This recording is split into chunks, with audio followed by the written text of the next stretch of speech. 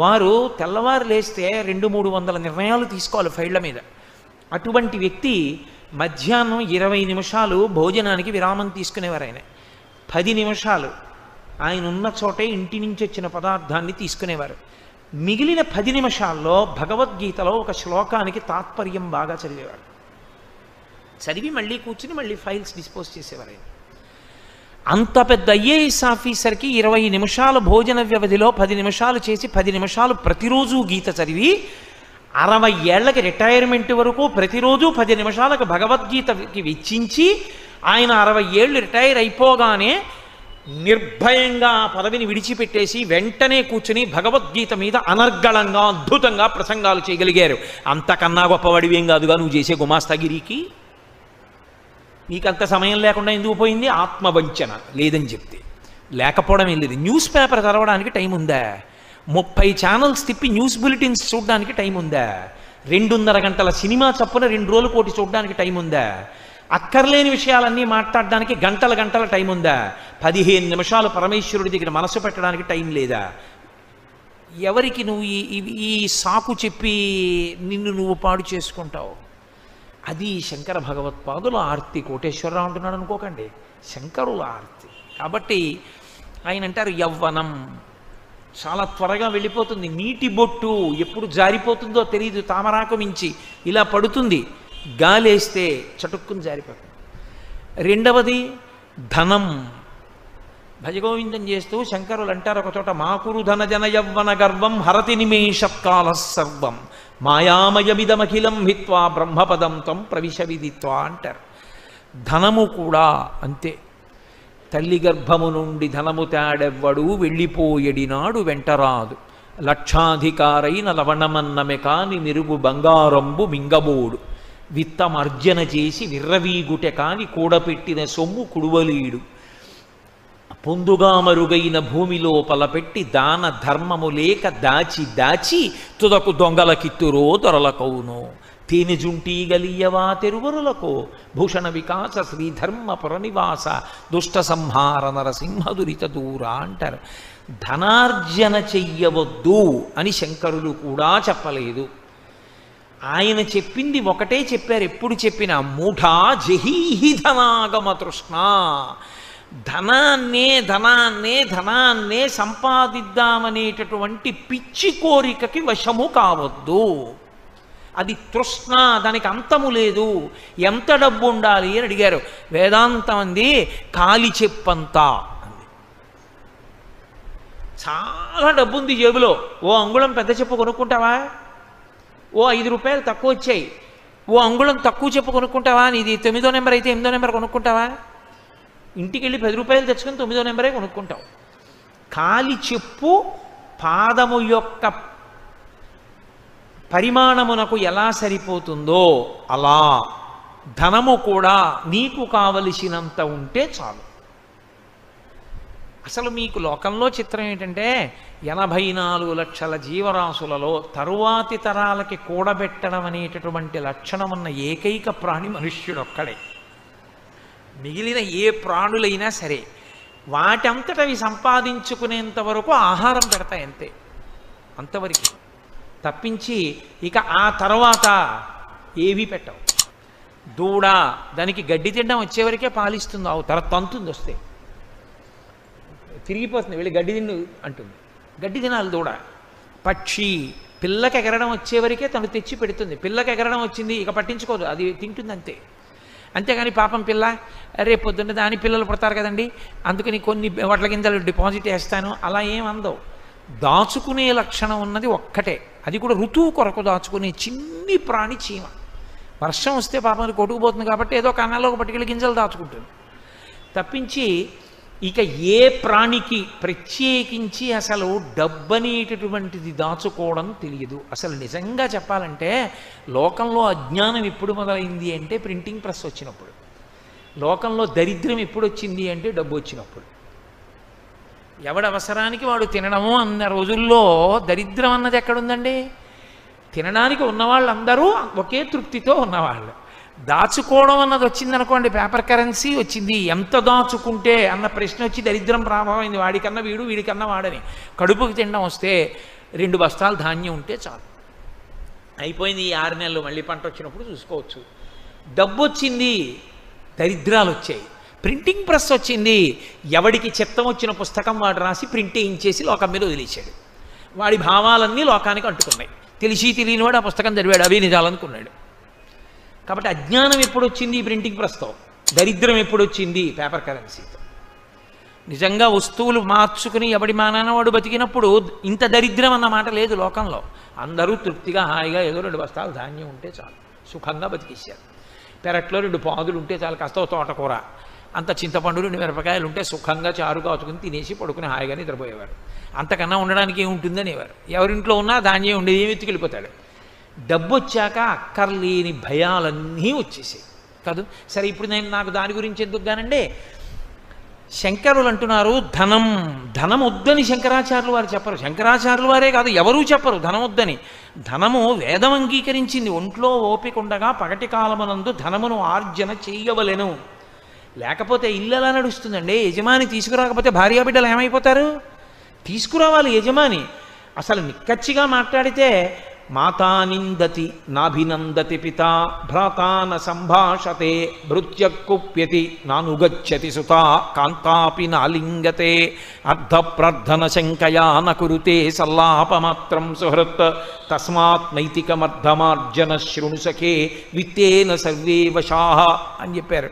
నువ్వు డబ్బు సంపాదించకపోతే, ఒక వయసు వచ్చిన తర్వాత కొడుకు 4 రూపాయలు సంపాదించకపోతే మాతా నిందతి, ఆశీర్వదించడం తప్ప తిట్టడం తెలియని అమ్మ తిడుతుంది. తండ్రి నాభినందతి, శబాష్ సంతోషం రా కొడకా అని భుజం మీద చెయ్యేడు. నాభినందతి పిత, భ్రాతా న సంభాషతే, అన్నదమ్ములు పలకరించరు. భృత్యకుప్యతి, సేవకుడిని పిలిచి పని చెప్తే చెప్పేవలేవా 5 పైసలు ఇవ్వలేవు అని వాడు కోపం వస్తుంది. నానుగచ్చతి సుత, తండ్రి ఇంటికి వస్తుంటే కొడుకు బయటికి చెంబుతో నీళ్లు తేడు కాళ్ళు కడుక్కోమని. నానుగచ్చతి సుత, కాంతాపి నాలింగతే, భార్య కూడా ప్రియమార కౌగలించుకోదు. కాబట్టి అర్ధప్రార్థన శంకయా న కురుతే సల్లాపమాత్రం సుహృత్, ఆయన సుహృత్తు, చాలా మంచివాడు. అందులో ఆయన యందు దోషం పట్టడానికి ఏం లేదు. చాలా మంచి స్నేహితుడు మా రామకృష్ణారావు. కానీ ఎన్నాళ్ళు ఇస్తాడు? కనబడ్డప్పుడల్లా డబ్బు అడిగితే. అందుకని ఇలా వస్తుంటే బాబాయ్ మళ్ళీ ఏమైనా అడుగుతాడేమో అని అలా పోయాడు. కాబట్టి అర్ధప్రార్థన శంకయా న కురుతే సల్లాపమాత్రం సుహృత్, తస్మాత్ నైతికమర్ధమార్జన శృణు సఖే. సఖేవ స్నేహితుడా, ఆర్జన చేయి డబ్బు, కానీ నైతికమర్ధమార్జన శృణు సఖే, నీతి తప్పకుండా సంపాదించు. ఆ నీతి తప్పకుండా సంపాదించినదేదో అది నీ కుటుంబ అభివృద్ధికి కారణమవుతుంది. విత్తేన సర్వే వశాః, నీతి తప్పకుండా సంపాదించిన డబ్బు వల్ల నీకు సమస్తము వశమవుతుంది. ఈశ్వరుడు అనుగ్రహిస్తాడు. ఆ ద్రవ్యంతో నువ్వేం చేసినా ఉపయోగపడుతుంది. కాబట్టి డబ్బు సంపాదించు, కానీ డబ్బు సంపాదించడమే ధ్యేయంగా బతికేస్తే ఇంక దానికి ఏమీ కట్టుబాటే లేదు. సంపాదించడం ఒక్కటే ధ్యేయం. సంపాదించేశావు, దానంత తేలికగా వెళ్ళిపోయేది, దానంత తేలికగా నీ యందు నిరాసక్తత ప్రదర్శించేది ఇంకొకటి లేదు. ఎందుకో తెలుసా? వెళ్ళిపోయినప్పుడు చాలా తేలిగ్గా వెళ్ళిపోతుంది. సిరిదా వచ్చిన వచ్చును సలలితముగ నారికేళ సలిలము భంగిన్, సిరిదా పోయిన పోవును కరిమింగిన వెలగ పండు కరణిని సుమతి. నేను ఎందుకు చెప్పాలి? ఈ కాకినాడ పట్టణంలోనే నేను ఈ ఊరు వచ్చిన కొత్తల్లో ఆయన దగ్గరికి వెళ్ళి ఓ పావుగంట కూర్చుంటుండేవాడిని అరుగు మీద. ఏదో మంచి మాటలు మాట్లాడుతుండేవాడు. ఎంత మంచివాడో, గొప్ప ఐశ్వర్యవంతుడు, అంత డబ్బున్నవాడు. ఏ నాటి చేసుకున్న ప్రారంధ కర్మో నమ్మి ఒక ఆయనకి షూరిటీ పెట్టాడు. ఆయన ఇటు వెళ్ళిపోయాడో తెలియదు. సర్వం నాశనమై ఆయన వెళ్ళిపోయాడు. ఈయనకున్నదంతా తీసేసుకున్నారు. ఆ వార్త విన్నాడు, అంతా జప్తు చేశారు. హాస్పిటల్లో జాయిన్ అయ్యాడు. హార్ట్ అటాక్ వచ్చి చచ్చిపోయాడు. పిల్లలు వీధిన పడిపోయారు. ఉండడానికి ఇల్లు కూడా లేక ఏ ఇంటి ముందు ఆర్తులు వచ్చి నిలబడితే అన్నం పెట్టబడిందో ఆ ఇంట పిల్లలు క్రీనీడల యందు తిరిగారు. అంటే తమ యథార్థ రూపాలు కనపడకుండా ఇంటి గోడల క్రీనీడల దగ్గర తిరుగుతూ అన్నం తిన్నటువంటి ఒక కుటుంబం నాకు తెలుసు. తర్వాత తండ్రి చేసిన పుణ్యం, ఆ పిల్లలు వృద్ధిలోకి వచ్చారు, అది వేరు మాట అనుకోండి. కానీ ఐశ్వర్యం అనేటటువంటిది ఉండిపోతుందనుకున్నంత వెర్రి ఇంకోట్లేదు. అంత త్వరగా వెళ్ళిపోయేది ఇది అదొక్కటే. పైగా దానికున్నంత నిరాసక్తత లోకంలో ఇంకెవ్వరికీ ఉండదు. వీడికి ఒంట్లో ఓపికన్నంత కాలము దాని మీదే దృష్టి పెట్టి సంపాదించాడు. ఎక్కడుంటుందండి? తీసుకొచ్చి కట్టలు కట్టి సంపాదించినంత కోట్లు ఇంట్లో పెడతాడేంటి? అదేమన్నా పరుపా పేర్చి ఉంచడానికి? తీసుకెళ్ళి బ్యాంకులో వేయాలి. వేస్తే అది పాస్బుక్లో అంకెల రూపంలో ఉంటుంది. ఈయన చచ్చిపోయాడు, చాపేసి పడుకోబెట్టారు హాల్లో. బ్యాంకులోంచి ఒక్క కట్ట పైకి దూకి, అరే ఎంత జీవితం, ఎంత కష్టపడి సంపాదించావురా మమ్మల్ని అని బీరువాలోంచి ఓ రూపాయి కానీ, ఆయన పరుసులోంచే ఒక 10 రూపాయల కాగితం కానీ దూకుతుందా పైకి? అది ఎవడు తీసినా, ఎవడు చేత్తో పట్టుకుంటే వాడిది. అంత తొందరగా జారిపోయేది లోకంలో ఇంకోట్లేదు. అందుకే శంకరులో చోట అంటారు, కింవానీన ధనేన వాజికరిభి ప్రాప్తేన రాజ్యేన కిం కిం వా పుత్ర కళత్ర మిత్ర పశుభిర్దేహేన గేహేన కిం జ్ఞాతైతక్షణభంగురం సపతిరో త్యాజ్యం మనోదూరతః స్వాత్మార్థం గురువాక్యతో భజ భజ శ్రీపార్వతీ వల్లభం. ఆయనకేం కోపంతో కాదు ఆయన చెప్పింది, హద్దు ఎరిగి ప్రవర్తిస్తే జీవుడు ఉద్ధరింపబడతాడని. అది పాపం ఆయన తాపత్రయం. అంతేగాని ఆయన మన అందరినీ నిందించడం ఆయన లక్ష్యం కాదు. ఆయన సంపాదించవద్దని ఏం చెప్పలేదు శంకరాచార్యులు వారు. సంపాదించు, కానీ వెర్రెక్కిపోకు. వెర్రెక్కిపోతే ఏమైపోతుందో తెలుసా? ఒకదాని తరువాత ఒకటి ఆగిపోయేవేవో చెప్పారు ఆయన. ఇందులో మొదట ఆగిపోయేదేదో తెలుసా? డబ్బే. అస్సలు వాడు వెళ్ళిపోయాడన్న విషయం దానికి ఉండదు. ఎందుకంటే మీరు బ్యాంకులో 10 రూపాయలు పట్టుకెళ్ళి ఇచ్చి మీ అకౌంట్లో వేసుకున్నారనుకోండి, మీరు మళ్ళీ అకౌంట్లో డ్రా చేసినప్పుడు ఆ 10 రూపాయల కాగితం మిమ్మల్ని పేచీ పెట్టకూడదు. అది వెళ్ళిపోతుంది వెంటనే ఎవరికో ఇచ్చేస్తారు, ఇంకో కాగితం ఇస్తారు కదా, అంతే. కాబట్టి డబ్బు అంత చంచలమైంది లోకంలో ఇంకోట్లేదు. దాని పేరే కరెన్సీ. అది ప్రవహించి ఉపకారం చేస్తుంది, అది అలా వెళ్ళిపోతుంది అంతే. దాని తర్వాత పాపం ఏదో ఆయన్ని శ్మశానానికి తీసుకెడితే కనీసం వాళ్ళ బంధువులందరూ ఆయన కారు ఎక్కి శ్మశానం దాకా కారన్నా వస్తుంది, అనసాధ్యం కూల. అందుకని కింవానేన ధనేన వాజికరిభిహి, గుర్రాలు ఏనుగులు అన్నారు, ఇప్పుడు కారులు. అది శ్మశానం గేటు దాకానన్నా వస్తుంది. గేటు దాటి లోపలికి వచ్చేవాడు మిగిలిన వాళ్ళు ఎందుకులేండి ఇంకా అలా ఏం చూస్తామంటే వస్తారు, రాకపోతారు. వచ్చినా ఏం చేస్తారు? కొడుకు ఒక్కడు మాత్రం 11 రోజులు రోజు వెళ్తాడు. ఏదో మొదటి రోజు వెళ్తారు, రోజు వెళ్తారేంటి? వాడికి తప్పదు కొడుక్కి. ఎవరో ఒకళ్ళకి తోడు తీసిన వాడు వెళ్తాడు. వెళ్ళి ఏదో అంచేష్టి సంస్కారం అక్కడ చేసి వస్తూ ఉంటాడు. మళ్ళీ ధర్మోదకాలకే కనపడతారు కొంతమంది. కాబట్టి కొడుకు అసలు జీవితం అంతా పట్టుకున్న భార్య ఇంటి గడప దగ్గరే, కొడుకు శ్మశానం దగ్గరే.